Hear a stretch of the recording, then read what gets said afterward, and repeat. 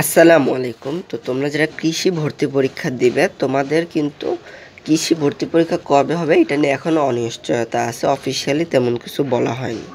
তো এটা এখনও শিওর না যে কৃষি ভর্তি পরীক্ষা কবে হবে আর এই মুহূর্তে তোমাদের করণীয় কি এটা নিয়েও তোমরা অনেকে চিন্তিত আছো। তো এটা নিয়ে ভাবলাম যে একটা ভিডিও বানাই।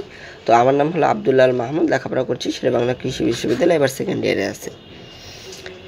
তো প্রথমেই যদি বলি যে কৃষি ভর্তি পরীক্ষা কবে হবে, তো এইটা নিয়ে কর্তৃপক্ষ এখনও কিছু আসলে জানায়নি। আসলে কর্তৃপক্ষে তেমন যে গুরুত্বপূর্ণ পদের যে লোকগুলো আছে তারা এখন নাই, সবাই ভাইয়া গেছে। তো এখন আসলে কর্তৃপক্ষ বলতে তেমন কেউ নাই আর তারা কিছু এখনও জানাইতেও পারেনি।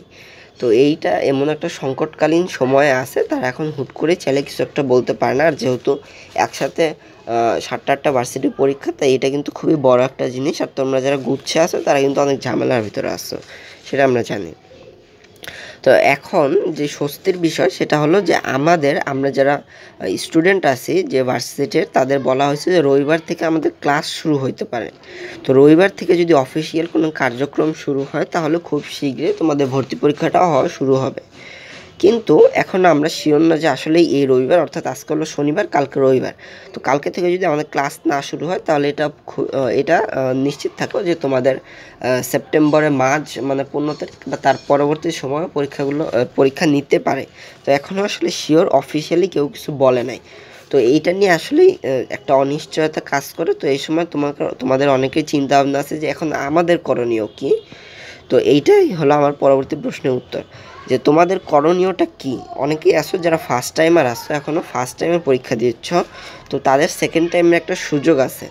তো এখন তোমরা চাইলে সেকেন্ড টাইম মেডিকেলে ভর্তি হওয়ার আর কি পোষণ করতেছো, তোমরা চাইলে মেডিকেলে ভর্তি হতে পারো। এখন বলতে সেকেন্ড টাইমে ভার্সিটিতে ভর্তি হতে চাই।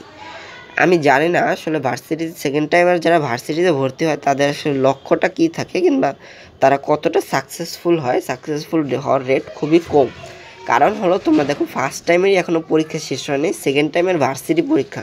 তোমার সেকেন্ড টাইমে যদি তুমি আর কি যেমন মেডিকেলের জন্য আর কি রেজাল্ট দেওয়ার 3 মাস অথবা পরীক্ষা শেষ হওয়ার 3 মাস পরে পরীক্ষাটা হতে পারে। এখন তোমরা যারা আসো চিন্তা ভাবনা করা হইতেছে তোমাদের ফেব্রুয়ারিতে পরীক্ষা হতে পারে, সামনের বছরের ফেব্রুয়ারিতে।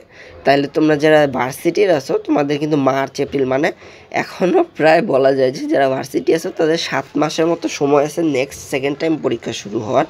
তো এই মুহূর্তে তোমাদের সেকেন্ড টাইম ভার্সিটি এইটা হওয়ার আর কি ভার্সিটিতে ভর্তি আমার মতে না হয় উত্তম, কারণ আসলে এটা ততটা এফেক্টিভ না। কিন্তু তোমরা যদি সেকেন্ড টাইম মেডিকেল করতে চাও, আই অ্যাপ্রিসিয়েট ইট, তোমরা এটার জন্য যেতে পারো। তো এখন তোমরা যারা সেকেন্ড টাইমার অলরেডি আসো তাদের জন্য, কিংবা তোমরা যারা ফার্স্ট টাইমার আসো তাদের জন্য আরেকটা সমাধান হতে পারে একটা নোট খাতা বানানো, যেইখানে যা পারো না, অর্থাৎ তোমরা যে এই যে কৃষি বিশ্ববিদ্যালয়ে ভর্তি প্রস্তুতি নিতেছো, ধরো তুমি একটা অধ্যায় পড়ছো, একটা অধ্যায়ের ভিতরে অনেক জিনিস আছে যেটা তুমি পারো না, কিংবা মেনলি ইম্পর্টেন্ট যেগুলো বিগত বছরে আসছে ওই টপিকগুলো তোমরা পারো না অথবা ভুলে যেতে পারো। এমন অনেক টপিক আছে বায়োলজিক্যাল কিংবা তোমার বেসিক অনেক জিনিসপত্র আছে যেগুলো ভুলে যাওয়ার সম্ভাবনা আছে। তো এই যে ভুলে যাওয়ার মতো টপিকগুলো আছে এগুলো তোমরা চাইলে একটা নোট খাতায় নোট করে রাখতে পারো। তো এইটা তোমাদের কী জন্য কাজে লাগবে, ধরো তোমরা নতুন কিছু করতেছো, নতুন সেকেন্ড টাইমের প্রস্তুতি নিতেছো কিংবা অন্য কিছু করতেছো, তো তোমরা এই সময় 50% যদি এই প্রস্তুতিটা নাও, এই 50% সময়টা তোমরা এই রিভিশনের জন্য দিতে পারবা। এই যে 50% রিভিশন টাইমটা এই নোট খাতা দিয়ে রিভিশনটা করতে পারবা। আইদার তোমার প্রথমে যে রিভিশন খাতাটা বানানো সেটাতে তোমার 50% টাইম দেবে, পরবর্তীতে রিভিশন দেওয়ার সময় 50% টাইম রেখে দিতে পারো। আর তোমাদের যেহেতু পরীক্ষা এখনো টাইম দেয় না, এখনো সময় আছে, তো এই জিনিসটা তোমরা করতে পারো। আর হলো ইংলিশ প্র্যাকটিস করতে পারো। যে হলো ইংলিশ বেসিক আমাদের কারোরই ভালো না, ইংলিশ বেসিক আমাদের সবারই লাগবে। তো তোমরা এই জিনিসটা প্র্যাকটিস করতে পারো। আর হলো ইংরেজিতে ভালো করে দক্ষতা কীভাবে অর্জন করে যায়, তো এটা নিয়ে নিজেদের ফোকাস রাখতে পারো। তো এইটাই। এখন আরেকটা জিনিস হলো যে পড়াশোনা করতে মনে চায় না বা পড়তে মনে চায় না, তো এই সময় তোমরা কি করবে দেখো। আমি যদি বলি যে তোমরা যদি ক্যাপেবল হও, ধরো যে আর কি মিডল ক্লাস না, উপরে মানে পরিবারের অবস্থা ভালো, যে তোমাদের পড়াশোনা করতে মনে চায় না, তাহলে আই অ্যাপ্রিসিয়েট ইট, তোমরা যে কোনো কিছু প্রাইভেটে পড়তে পারো, পাবলিকে পড়তে পারো, তোমাদের যদি অবস্থা ভালো হয়। এখন তোমাদের যারা এখনও ক্যাপেবল না, মিডল ক্লাস, তাদের জন্য কিন্তু এটা ছাড়া আর কোনো ওয়ে নাই। তো পড়তে তোমাদের হবেই, তোমরা যেখানেই পড়ো তোমাদের পড়তে হবে।